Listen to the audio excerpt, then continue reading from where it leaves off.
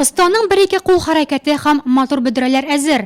Әлеге кар кызы Нойлә Низамованың беренче хезмәте. Курчаклар ясау белән күптән түгел генә шөгыльләнә. Икенче мәктәп укучысы технология буенча республика олимпиадасында баш кала кунакларын да шаккаттырган. Мне было очень приятно, что из всей республики Татарстан Олимпиадада борлык Татарстаннан мондый курчаклар бары бездә генә иде. Бу күпләрдә кызыксыну уятты. Укытучылар да, укучылар да фотога төшереп, аны ясау нечкәлекләрен сораштырды. Что лежит в основе. Әлеге курчакларны икенче төрле фафучы диләр. Нойләнең укытучысы Елена Рассадинында алар бик хисап. Остазның коллекциясендә туй кызы, йокларга яратучы малай һәм төрле кият геройлары яши. Заниматься куклами я начала относительно недавно. Курчакларны күптән түгел генә ясый башладым. Интернет аша күрдем дә, бу миндә кызыксыну уятты һәм өйрәнеп киттем.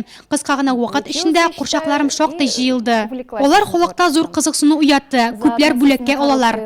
Я создала уже достаточно большую коллекцию кукол. Фафучының нигезендә гади пенопласт түгәрәкләре ята. Аның зурлыгы курчакның кайсы өлешен ясауга бәйле.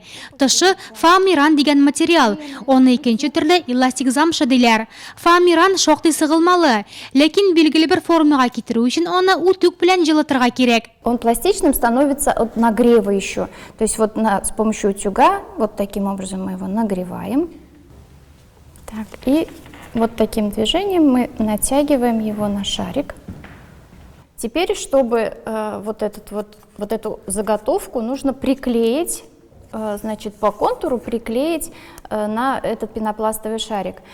Это половина, то есть это лицо получается у головы, лицо, поэтому и цвет соответствующий, и берется только половиночка. Другая половинка будет коричневого цвета или, например, желтого цвета, в зависимости от того, какой цвет волос будем мы выбирать для куклы. По контуру наносится горячий клей и прижимается, приклеивается.